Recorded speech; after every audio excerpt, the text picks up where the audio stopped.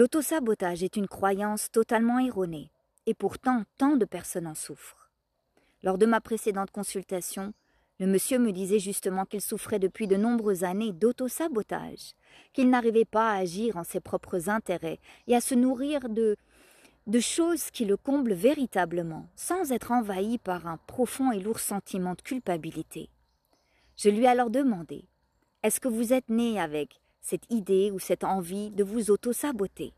Bien évidemment que non, n'est-ce pas?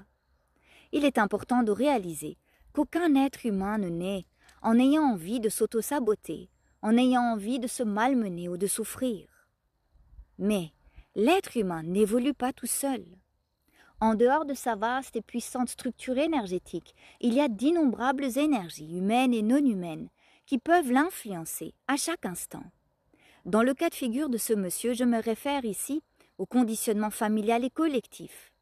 Ce conditionnement est comme un ordinateur qui est rempli de programmes, un ordinateur qui n'a pas conscience d'exister, qui n'a donc pas la possibilité de s'auto-évaluer et d'évoluer. Ce conditionnement vient se coller à notre structure énergétique dès l'instant où le corps physique est crispé. Qu'est-ce que je veux mettre en lumière ici? C'est l'importance d'observer un grand maximum notre corps physique durant notre vie quotidienne, parce que lui nous indique à chaque instant si nous sommes en contact avec notre propre énergie, donc avec notre propre sagesse et puissance et lucidité intérieure, ou si nous sommes entravés par ce conditionnement, familial ou collectif, pour ne pas citer les autres énergies non humaines. Donc, très chers observateurs, auto-sabotage, il n'y a jamais eu. Sabotage, oui, il y en a, et qui proviennent très souvent du conditionnement collectif.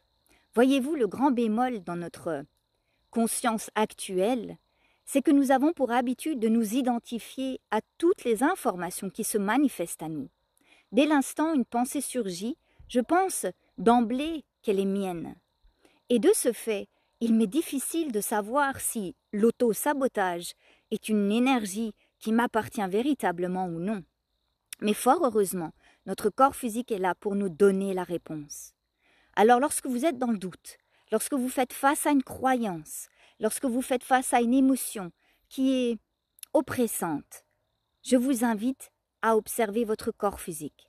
Demandez-lui, est-ce que cette information t'appartient? S'il se relâche au moment de la question, c'est que cette information lui appartient. S'il reste crispé, c'est qu'il vous indique que le conditionnement est collé à votre structure énergétique.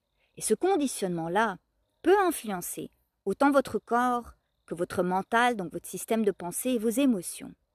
Donc il est très important, et c'est aussi pour cela que je parle beaucoup de désidentification.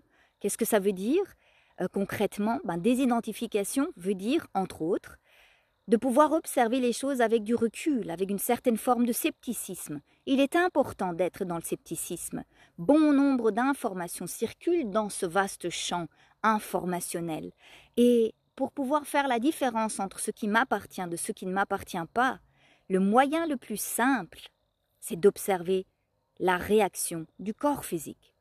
Bien évidemment, c'est un sujet que nous allons approfondir lors de mon nouveau séminaire Révolution énergétique et qui aura lieu en novembre en France et en décembre en Suisse. J'ai hâte de vous retrouver pour pouvoir approfondir cela et pour pouvoir aller renforcer toutes les couches de notre structure énergétique de sorte à pouvoir créer une vie qui soit en total alignement avec notre propre singularité. Je vous souhaite de belles observations.